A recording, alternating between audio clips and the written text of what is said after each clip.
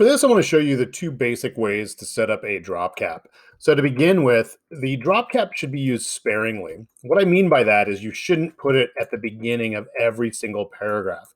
Normally, you're going to put it just at the beginning of your article. So in this particular instance, the beginning of my article happens to be on the opening spread, but not everybody's is going to be there. What you're going to do is this. You're going to go ahead and highlight somewhere within the first sentence or two. You don't want to highlight the entire paragraph. The next thing to do is to come over here on the right-hand side where your properties are, and we're going to go to the paragraphs, but we need to get the other options. So you're going to click on these three dots here. This will bring up more options.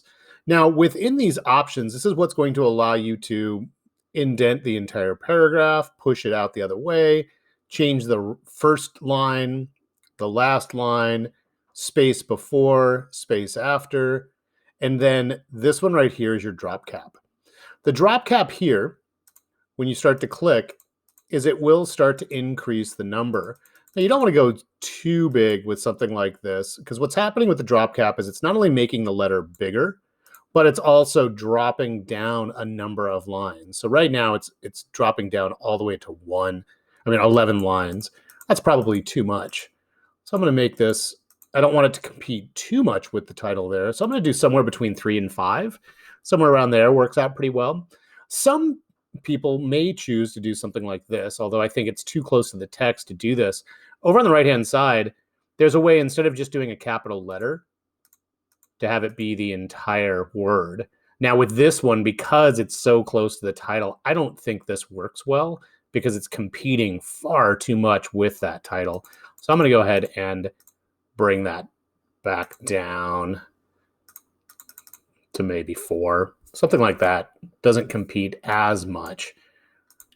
And what I could do to make it not compete even more would be to shrink this down so that it's a little bit further away from the title and it allows your eye to come in and read. Now that's one way to do it. Here's another way.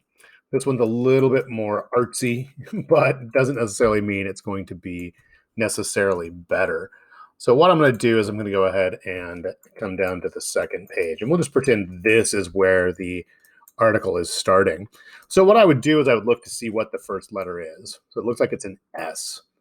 So what I'm going to do is I'm going to come in here and I'm going to make a new text frame and I'm going to type the letter S. With something like this, I'm probably going to change the font to make it a little bit more stylized.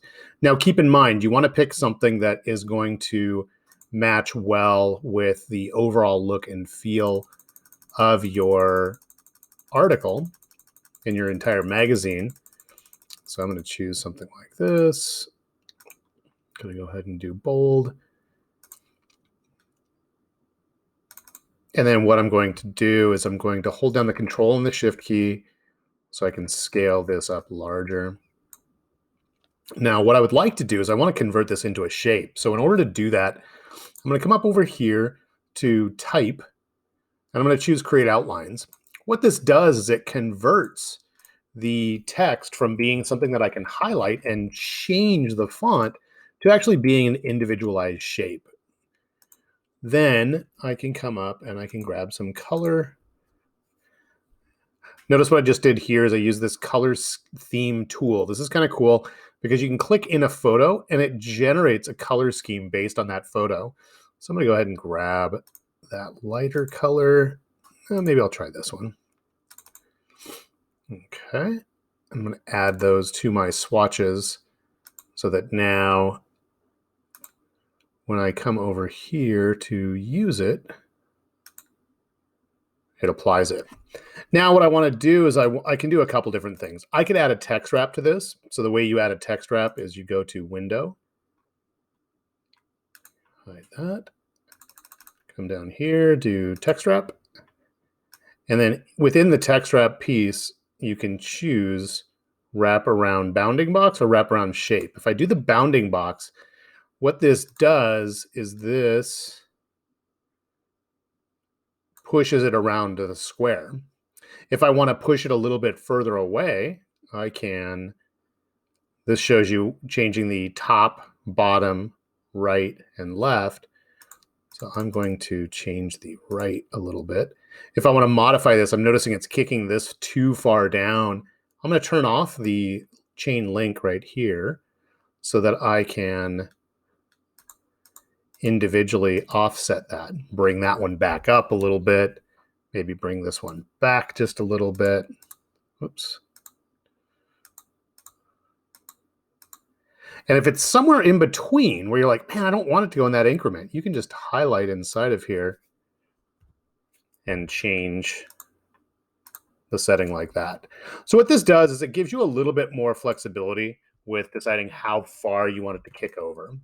All right, so while I'm at it, I'm going to show you real quick how to do the text wrap on a pull quote. So in doing a pull quote, what you're doing is you're grabbing something from the article that's going to draw people in to want to read this. So I'm going to just grab this generic text that's right here. And what I'm going to do is I'm going to draw a text box. I'm going to paste it in there. And then what I want to do is I want to style this a little bit differently to make it a little bit more interesting than that simplistic Palatino. Although I don't really have a lot on here. This is where you'd want to spend some time going into the Adobe fonts and see if you can find something for those that are able to. But with mine, unfortunately, there are not a ton of options. So I'm just going to choose Impact for right now. And I'm going to make this just a little bit bigger. Okay, quite a bit bigger. And what I'm going to do is I'm going to bring this over inside of here so we can see it. All right, so we're just going to pretend that this is actually something that's interesting. So I'm going to delete. I'm going to throw in quotes here just so I can show you this one little subtle thing. Notice with the quotes, it's lining up right underneath. I don't like that. So what I'm going to do is when this text box is selected, actually, I'll show you that part in just a second. So within this text frame, if I right click, I can choose text frame options. And this is where I can change where is it going to be aligned. So right now it's aligned at the top. When you're dealing with text frames, you can change what's known as your vertical justification. Right now it's lining it up at the top of the text frame. If I change this to center, and I hit preview, you'll see what it does is it actually moves it so that it's centered within the frame. So it's not lining up at the top. That's sometimes a little bit easier to work with. I'm going to go ahead and center align that just because. I'm going to delete out some of the text so I can have something like that. Okay, so now here is how you could set up your text frame so that there's a text wrap. What I'm going to do is I'm going to shrink this down. I want to make sure that I'm not bringing the text so that it's stopping halfway through a paragraph. I want this to actually stop in between these columns. So once I have something like that set up and I've highlighted the text box, I can come up here to text wrap. Again, that was under window and text wrap. And I can choose to wrap around bounding box. And then what that does when I click away is it gives me this little offset area where the text isn't running next to it. Now this, I still think needs to be adjusted a little bit. So I'm going to unlink these because I want to push this text a little further away from the word sit. It's running too close to this edge. So I'm going to push that out just a little bit. And then I can do the same thing over on this right-hand side. I think the top and the bottom are fine. I can try that out by making it a little bit higher. But yeah, I think that takes away too much. So I'm going to go ahead and leave that. Now it's going to vary depending on what text you have and what size you make this. So it is going to change a bit. But what I'm going to do is one last thing to stylize this. Keyboard shortcuts. Unfortunately, Cameo are not working, so I'm going to come over here to adjust my leading.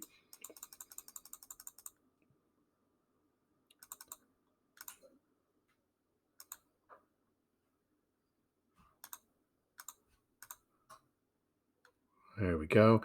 And the last thing that I'm going to do on this, notice where these quotes are. The quotes are a little funky, being kicked all the way inside of here.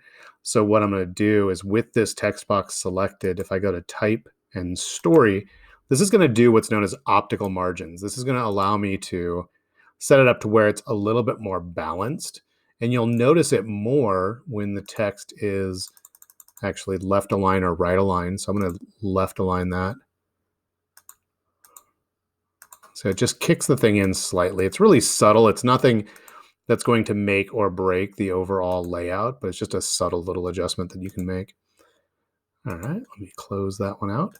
And that is how you can set up not only a drop cap, two different ways to do a drop cap, but also a way to do a pull quote if you're doing something that splits across the center. Take a look at some of the layouts that you did for your Pinterest board and see what they did with pull-out quotes. You could also do a search online for pull-out quotes just to see. It does not have to be splitting the 2 columns of text or the 3 columns of text or however many columns you have. There are other ways to stylize that.